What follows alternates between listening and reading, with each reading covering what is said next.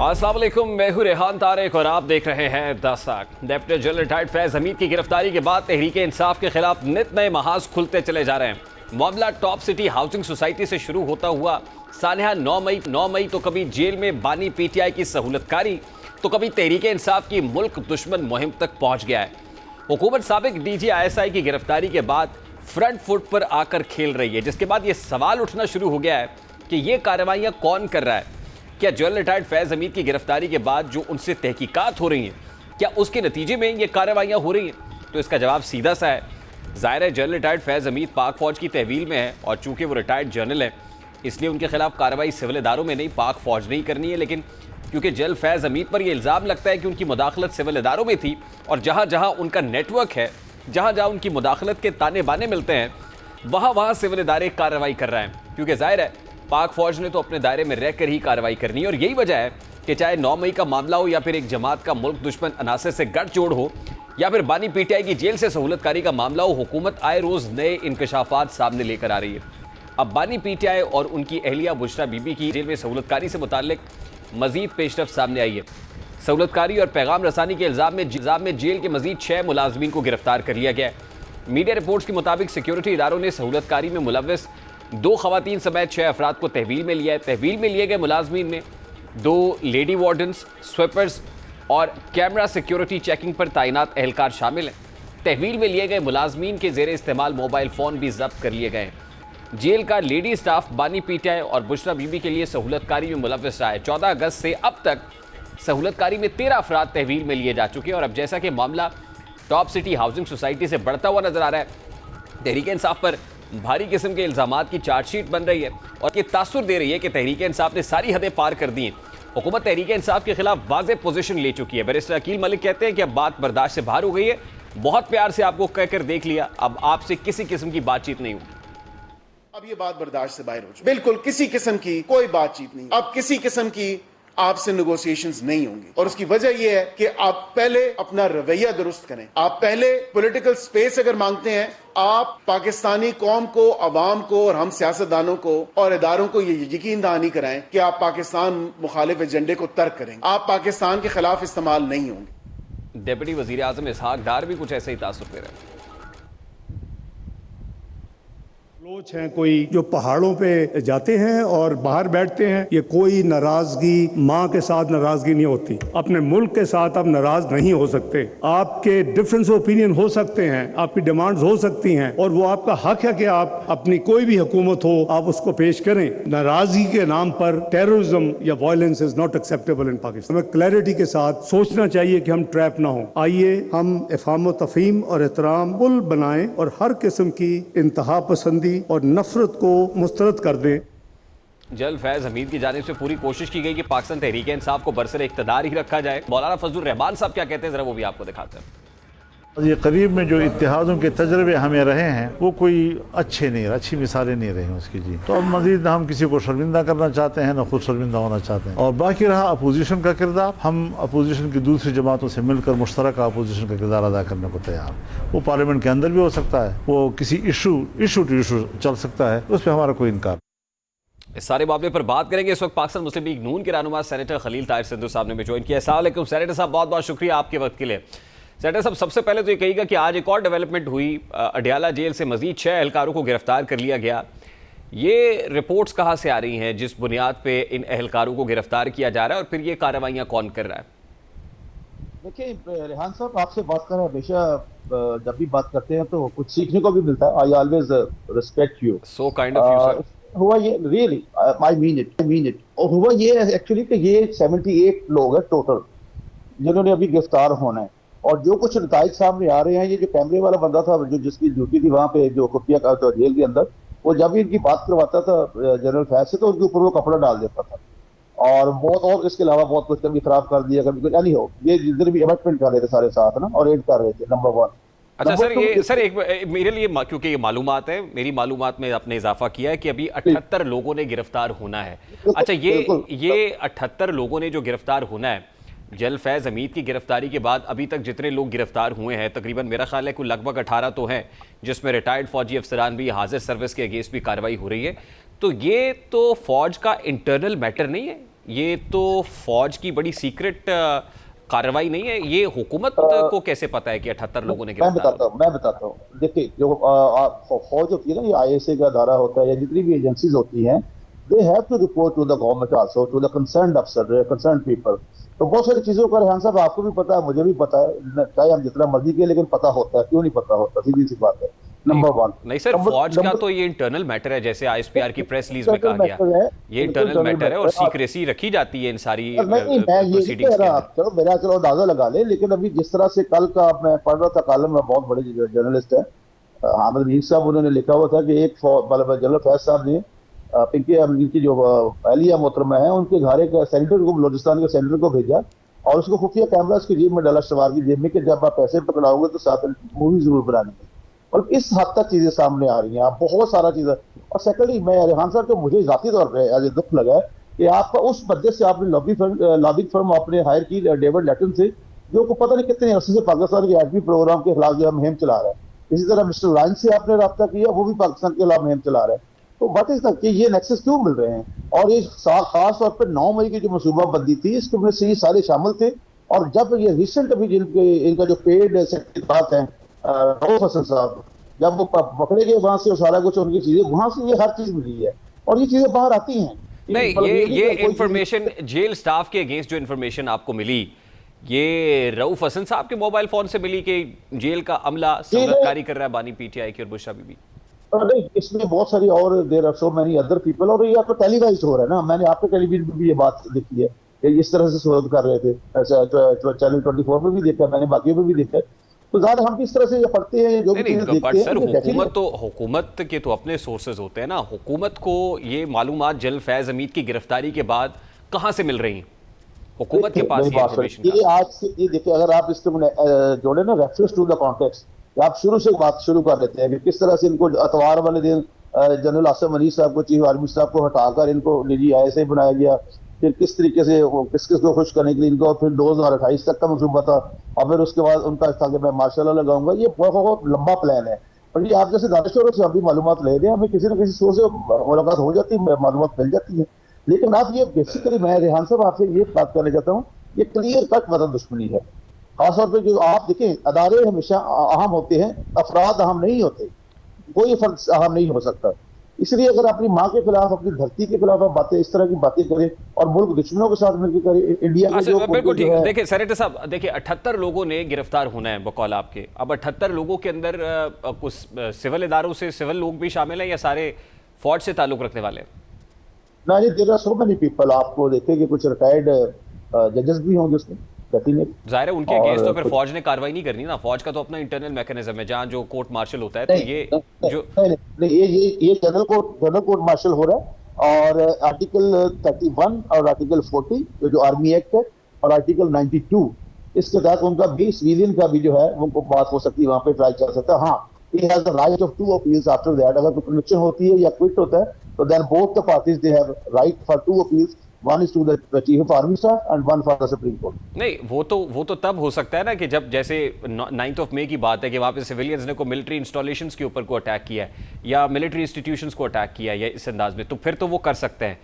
As far as retired जजेस are concern, तो उनके अगेंस्ट एक्शन वो कैसे हो सकता है जो फौज करेगी? अगर हाँ साहब अगर नहीं भी होता, तो कोई ना कोई बाकी अदालतें हैं, मौजूद हैं, खसूसी अदालतें हैं, there are so many other courts.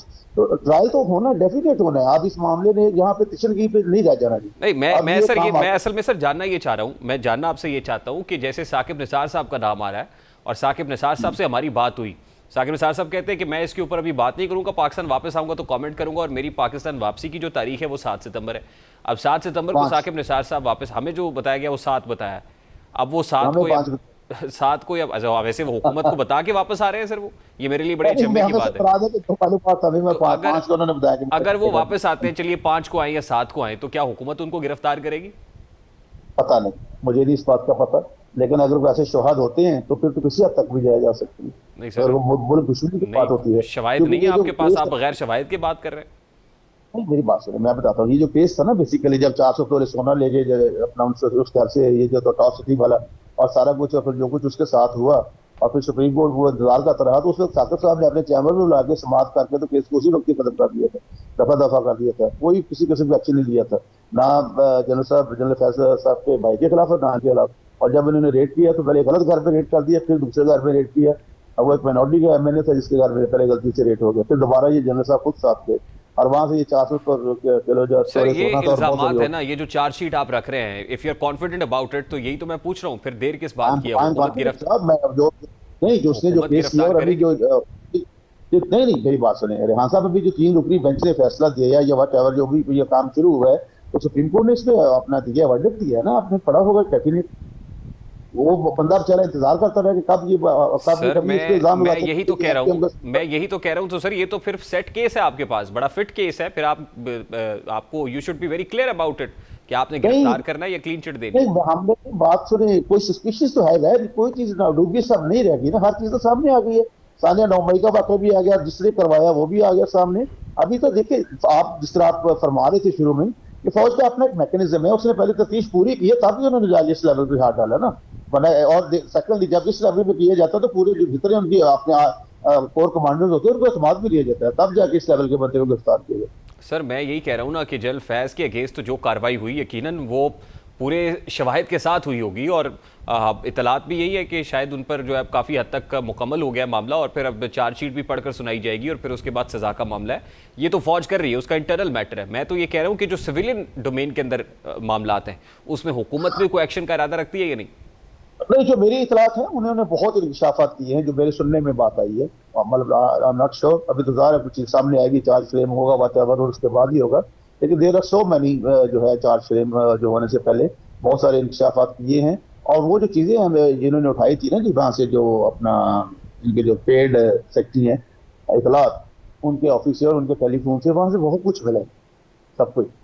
अच्छा, वहाँ से क्या मिला? जाहिर है वो तो हुकूमत की कार्रवाई थी जो पीटीआई सेंट्रल सेक्रेटेरिएट में हुई, उसमें आपको क्या ऐसे शवाहिद मिले? देखिए, जनरल फैज साहब के एनेक्सिस के बारे में देखिए, आप भी जानते हैं, Babar you better understand than we, कि 2 साल तक वो किसी ऐसी सरगर्मी में हिस्सा नहीं ले सकते अपनी रिटायरमेंट के बाद। और जो कुछ हम सुन रहे हैं कि उनको बताया भी गया, सब कुछ कहा गया, बट उनका प्लान को और था। और ये इक़्तिदार तो सदा अल्लाह हमेशा अल्लाह पाक के घर का इक़्तिदार है ना, सारी उम्र कोई भी इंसान सारी जिंदगी इक़्तिदार में नहीं रह सकता, लेकिन उनका प्लान ये था कि शायद इसी तरह चलते रहना है और हम दोबारा इसको खान को लेके आएंगे और उसके बाद मैं बन जाऊंगा चीफ ऑफ आर्मी स्टाफ, बन जाऊंगा, बाद में मार्शल लगा दूंगा।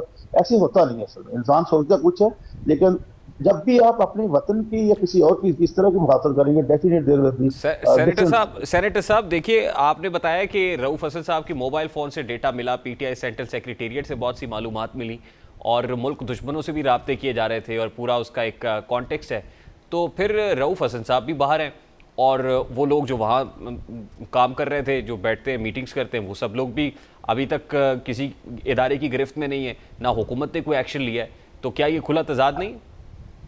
नहीं, तजाद नहीं है, शायद कोई मतलब जो इन्वेस्टिगेशन एजेंसीज हैं they are searching on that, और कुछ और सबूत के साथ लेके आए वो, तो डेफिनेट सबको जो भी जिम्मेदार है सबको इम्प्यूनिटी नहीं मिलेगी किसी को। रेहान भाई सर, आई मीन इतने खतरनाक लोग हैं और वो ओपन फिर रहे हैं, आजादाना घूम रहे हैं सर, इधर ही है, कहीं नहीं जा सकते, इधर ही रहेंगे पाकिस्तान में, इधर ही सारा कुछ इंक्वायरी होगी, तफ्तीश भी इधर होगी। ये कोई श्योरिटी लिया आपने उनसे कि वो जाएंगे नहीं कहीं?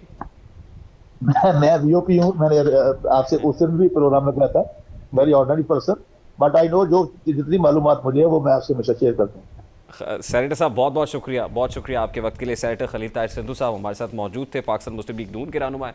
गुफ्तगू आपने सुनी हुकूमत, और बताते हैं कि 78 लोग अभी जो है गिरफ्तार होने, बड़ा नेटवर्क है जो पकड़ा जाएगा और उस पर हुकूमत क्या करेगी ये सवाल है, दैट रिमेन्स अ क्वेश्चन।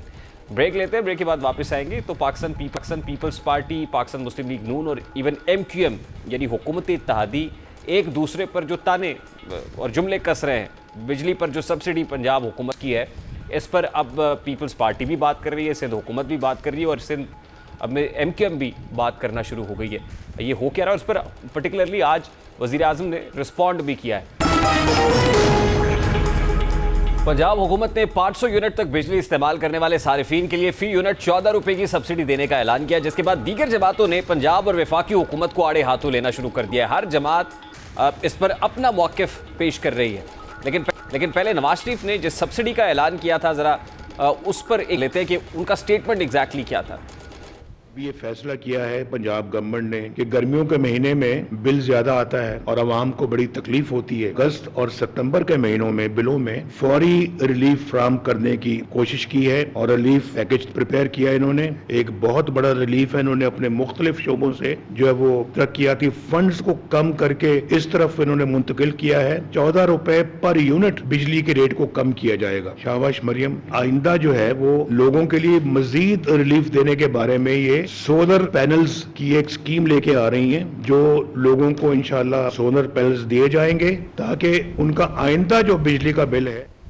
अब नवाज शरीफ ने पंजाब की आवाम के लिए 14 रुपए फी यूनिट बिजली कम करने का मुतालबा तो किया, लेकिन इसके बाद एमकेएम के कुछ रहनुमा सिंध हुकूमत तो कुछ रहनुमा वफाक से सिंध के आवाम के लिए बिजली सस्ती करने का रिलीफ मांगते दिखाई देते हैं। गवर्नर सिंध कामरान टेसौरी इस पर क्या कहते हैं, सबसे पहले वो आपके सामने रखते हैं। वफाकी हुकूमत को वज़ीर आज़म पाकिस्तान को ख़त लिखा है। सिंध गवर्नमेंट को भी मैंने कहा है कि 14 रुपये जो है बजट में से कोई गुंजाइश निकाली जाए। वफाकी हुकूमत को भी ख़त आज अरसाल कर दिया है कि आप भी नज़र सानी करें और कोई स्पेशल पैकेज जो है एनर्जी सेक्टर को सार्फिन के लिए भी और इंडस्ट्री के लिए भी दें। कराची को आप ये कोई एक ऐसा पैकेज दें जिससे लोग अफादा हासिल कर सकें और ये इंडस्ट्री जो है वो और आगे चल सके। अब फारूक सत्तार भी वफाक से सिंध के अवाम के लिए बिजली कम करने का मुतालबा कर रहे हैं। वो क्या कहते हैं, जरा वो भी आपको दिखाते हैं। पाकिस्तान में जो सब्सिडी दी जा रही है, जो बिजली के बिल कम किए जा रहे हैं, 14 रुपए अगर पंजाब में कम हुए तो 14 रुपए भी 14 रुपए पूरे पाकिस्तान में कम होने चाहिए। पंजाब के वजीर आजम या पंजाब की पार्टी नहीं है तो ये ना करें, हम इसको रद्द करते हैं। रिहायशी सार्फिन 200 से 500 यूनिट इस्तेमाल करने वाले उन्हें रियायत दी जा रही है। सारा पॉलिटिकल गेम है। अपने वोट बैंक को मजबूत कर लो, बाकी का वोट बैंक भाड़े में जाए, वो पाकिस्तान का हिस्सा ही नहीं है। ऐसी आग लगाई है कि अब ये आग सिर्फ तन बदन में और लोगों के दिलों में नहीं रहेगी, अब ये आग कराची की सड़कों पर आएगी। आज हमारे घर में आग लगी है बेटा, तो कल तुम्हारे घर में आग लगी। एमकेएम का ये शिकवा है वफाकी हुकूमत से, कुछ पंजाब से कर रहे हैं, कुछ वफाक से कर रहे हैं। इसके साथ साथ पाकिस्तान पीपल्स पार्टी का भी कुछ प्रॉब्लम है। पाकिस्तान पीपल्स पार्टी क्या कहती है, मुराद अली शाह साहब ने मरियम नवाज के इस रिलीफ पे क्या कहा, जरा वो भी आपको दिखाते हैं। इश्यूज अभी भी हैं, अभी ऐलानात होते रहते हैं अजीब व गरीब, जिसकी वजह से हम परेशानी में आ जाते हैं कि बेवकूफ़ी के ऐलानात का जवाब कैसे दें। कल देख रही थी किसी ने ये लफ्ज़ इस्तेमाल किया कि ये बेवकूफ़ी है, तो मैं हंस पड़ी। करप्शन का पैसा जेब में डालना, प्रोटोकॉल पे पैसे खर्च करना, जहाज़ों पे, हेलीकॉप्टर्स पे, गाड़ियों के कॉन्वॉयज़ पे, तनख्वाहों में, घरों पे, ये बेवकूफ़ी नहीं है। आवाम को रिलीफ देना बेवकूफ़ी है। अब ये अच्छा खासा एक्सचेंज ऑफ वर्ड्स है, मतलब दोनों पॉलिटिकल पार्टीज़ और दोनों सूबों की हुकूमतों के माबैन भी। अब इसके ऊपर वज़ीर आज़म ने पीपल्स पार्टी की हुकूमत से भी, पीपल्स पार्टी के लोगों से भी रब्ता किया है ज़राए के मुताबिक, और दोनों तरफ से फायर फाइटिंग का कहा है कि जो स्टेटमेंट्स आना शुरू हो गए हैं वो स्टेटमेंट्स नहीं आने चाहिए। अब पंजाब तो ये कहता है ना कि 18th अमेंडमेंट के बाद अब ये सूबों का इख्तियार है कि सूबे सब्सिडी देते। ज़ाहिर है ये फ़ैसला उनको करना है, वफाक ने नहीं करना, जैसे आज वज़ीर आज़म ने काबीना इजलास में कहा। अब एमकेएम का शिकवा तो वैसे तो सिंध हुकूमत से होना चाहिए कि सिंध हुकूमत ये फ़ैसला करे अपने पार्ट पे, अगर वो रिलीफ देना चाहे तो दे सकते हैं। वफाक ने जो करना था 2 महीने के लिए वो कर दिया है। अब पंजाब ने ये किया, इसकी क्या कॉस्ट पे करनी पड़ेगी। वैसे पंजाब ने जो सब्सिडी का ऐलान किया है उसके ऊपर भी एक शिकवा तो ये भी है कि 200 यूनिट से ऊपर वालों के लिए सब्सिडी का ऐलान किया है। गुज़श्ता रोज़ कराची में एक इंतहाई अफसोसनाक वाक़या पेश आया। वाक़या कुछ यूँ है कि गुज़श्ता रोज़ कारसाज रोड पर तेज़ रफ्तार गाड़ी, जिसको नताशा नामी खातून चला रही थी, वो गाड़ी बेकाबू होकर राहगीरों पर चढ़ दौड़ी, जिसके नतीजे में बाप बेटी जाँ बहक जबकि 5 अफराद ज़ख्मी हो गए थे। ऐनी शाहिदीन की बकौल जीप चलाने वाली खातून अपने हवास में नहीं थी, यानी वो मुबैना तौर पर नशे की हालत में थी, जबकि पुलिस ने गाड़ी चलाने वाली खातून को गिरफ्तार कर लिया। अब इस हवाले से अब तक क्या हुई है, इस हवाले से पुलिस इंस्पेक्टर नईम क्या कहते हैं वो गुफ्तगू भी सामने आई। पुलिस की जानिब से कहा गया कि अभी मेडिकल होगा, उसके बाद मामला आगे बढ़ेगा। पहले तो इस वाक़े की FIR दर्ज नहीं हो रही थी, क्योंकि बताया जा रहा है कि खातून के शौहर एक बड़ी कारोबारी शख्सियत है और इसी ताकत के ज़ोम में आज मुल्ज़िमा ने अदालत में भी हेरा फेरी की कोशिश की। कराची सिटी कोर्ट में आज कारसाज हादसा केस की समाअत हुई, जिसमें कि 1 दिन के जिस्मानी रिमांड की मंजूरी तो दे दी गई है, लेकिन मुल्ज़िमा के वकील आमिर मंसूब ने अदालत में दलाइल देते हुए कहा कि मुल्ज़िमा एक नफ्सियाती मरीज़ा हैं और गुज़श्ता 5 साल से ज़ेरे इलाज है। मरीजा की जहनी हालत ऐसी नहीं है कि उन्हें अदालत में पेश किया जाए। ऐसे मरीजों को अमूमन आइसोलेशन वार्ड में रखा जाता है। दूसरी जानिब तफ्तीशी ऑफिसर जो SIO आमिर अल्ताफ है, उन्होंने अदालत को बताया कि मुलजिमा की अदम पेशी के बारे में एक रिपोर्ट और आर्जी मेडिकल रिपोर्ट भी जमा कराई गई है और जिना अस्पताल के माहिर नफ्सियात डॉक्टर ने मुलजिमा का मुआयना करके उन्हें अस्पताल में दाखिल कर लिया है। डॉक्टर का कहना है कि मुलजिमा की हालत ऐसी नहीं है कि उन्हें अदालत लाया जाए, जिस पर अदालत ने हुक्म दिया कि अगर मुलजिमा पेश करने के काबिल नहीं है तो मुतल्लिका अदालत में एक मेडिकल सर्टिफिकेट पेश किया जाए। सवाल ये उठता है कि अगर नताशा का ज़हनी तवाज़ुन दुरुस्त नहीं था तो वो जीप क्यों चला रही थी, उन्हें जीप चलाने रोका क्यों नहीं। बज़ाहिर ऐसा लग रहा है कि इस केस की हकीकत को छुपाने की कोशिश की जा रही है, इस पर मिट्टी डालने की कोशिश की जाएगी और अब लीगली कानूनी जो जंग है, बैटल है, उसको कुछ टेक्निकल ग्राउंड्स के ऊपर जीतने की कोशिश की जाएगी। जैसा अमूमन होता है कि जब कोई मुलज़िम ताकतवर होता है तो फिर इस तरह की जो लीगल जो समझ लीजिए कि हुक्म है या प्रोसिक्यूशन है उसमें कुछ नकाइस डाल के शक की बुनियाद पर फ़ायदा देने की कोशिश की जाती है। हमारे रिपोर्टर कामरान मिन्हास हमारे साथ मौजूद है। We have tried to fix the technical issue. Kamran Minhas साहब, मेरी आवाज़ अब आप तक पहुँच रही है? जी। अच्छा कामरान साहब, ये बताइएगा कि आज अदालत में ये कहा गया कि मुलजिमा नफ्सियाती मरीज़ा है, जिस्मानी रिमांड तो अदालत ने दिया है, लेकिन क्या मुलजिमा को थाने में रखा गया है पुलिस की तहवील में या वो इस वक्त हॉस्पिटल में रखी गई है? जी बिल्कुल, यही कहा गया था कि वो नफ्सियाती मरीज हैं और उनके साथ प्रॉब्लम है। इस वक्त जो मुलजिमा नताशा है वो इस वक्त जो है अस्पताल के अंदर मौजूद है।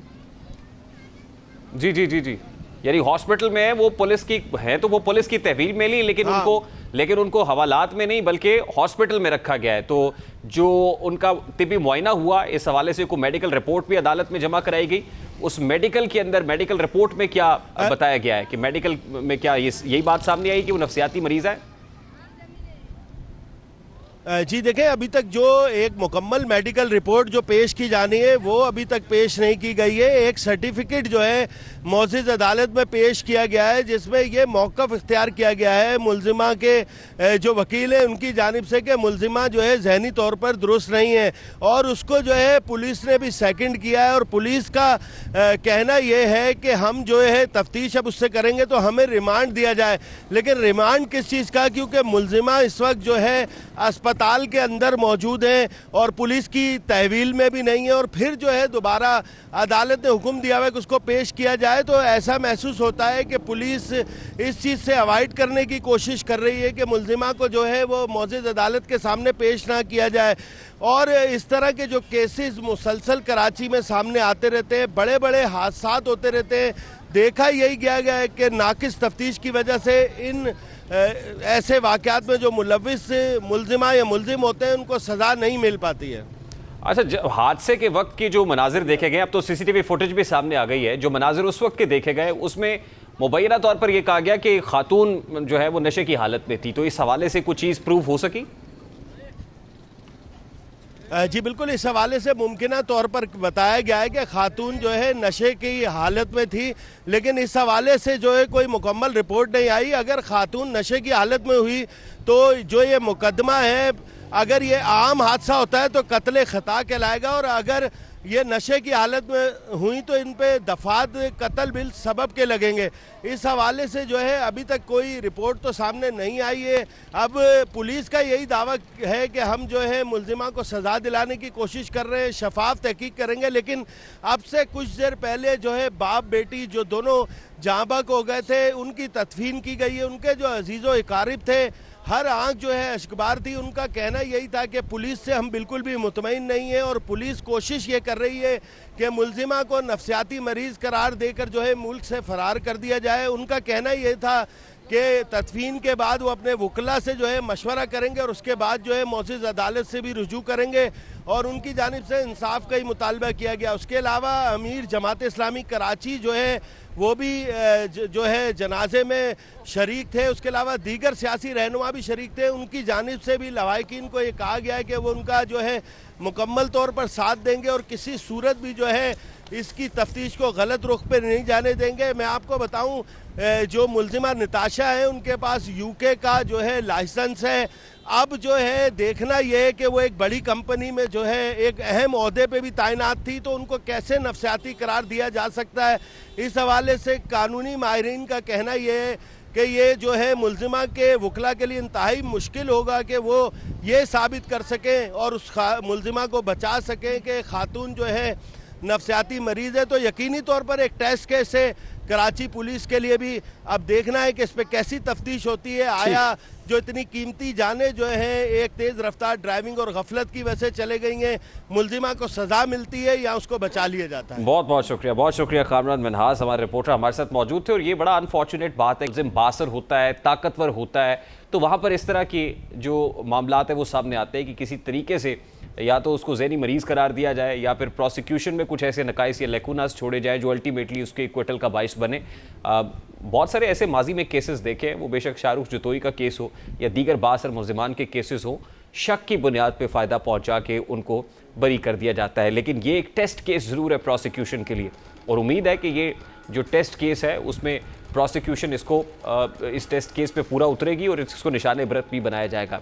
इन आइदर केस ज़ाहिर है अभी इन्वेस्टिगेशंस होनी है, और जो भी इसके अंदर, और सीसीटीवी फुटेज तो सामने आ गई है जिसमें देखा जा सकता है कि बड़ी गाड़ी जो ये खातून ड्राइव कर रही थी उसी ने बहुत सारे लोगों को कुचला और 2 लोग जो है मौके पर ही दम तोड़ गए। जो सज़ा बनती है वो मिलनी चाहिए। एक और बड़ा इंपॉर्टेंट इशू है IPPs के हवाले से कि IPPs ने कैसे मुल्की मईशत को दीमक की तरह चाटा है। इस हवाले से कुछ अहम इंकशाफात भी सामने आए हैं।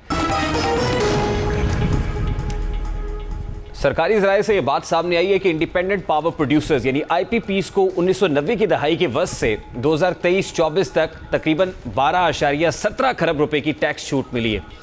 ये बात भी सामने आई है कि IPPs के लिए टैक्स इस्तिस्ना कैपेसिटी चार्जेस से तजावुज़ कर गए, जिसका हुजम रवा माली साल 20.91 खरब रुपए होने की तवक्को है। सरकारी ज़राए के मुताबिक मुल्की और गैर मुल्की कंपनियां 1 जुलाई 1988 के बाद कायम होने वाले इलेक्ट्रिक पावर प्लांट से हासिल होने वाले मुनाफे पर कॉर्पोरेट टैक्स की छूट हासिल करती हैं। इसके बाद से जमहूरियत और आमिराना तर्ज़ हुकूमतों ने ताहयात टैक्स छूट की रियायत के साथ तकरीबन 5 पावर पॉलिसीज़ को नाफिज किया, जबकि 106 IPPs कायम हुए। सरकारी रिकॉर्ड से पता चलता है कि एक के बाद एक आने वाली हुकूमतों ने 2018-2019 तक माशी सर्वे में IPPs को टैक्स छूट का डेटा फराहम किया, लेकिन इसके बाद जब टैक्स छूट की मालियत में इजाफा हुआ तो उन्होंने मालूमात को जाहिर करना बंद कर दिया। ये बहुत बड़ी डिस्क्रिपेंसीज हैं जो इस रिपोर्ट के अंदर देखी गई हैं, और IPPs के साथ मामलात के लिए पता ये चला है कि हाई पावर्ड कमेटी भी बनाई गई है। जो मुशीर तवानाई हैं मोहम्मद अली, उनको भी शामिल किया गया है। देखना यह है कि IPPs के साथ मामलात किस नहज पर पहुँचते हैं और क्या हुकूमत आम आदमी के लिए कोई रिलीफ ले पाती है या नहीं। प्रोग्राम का वक्त अपनी इख्तिताम को पहुँचा। आपसे मुलाकात होगी इंशाल्लाह कल। अपना रखिए ख्याल। अल्लाह हाफ़िज़।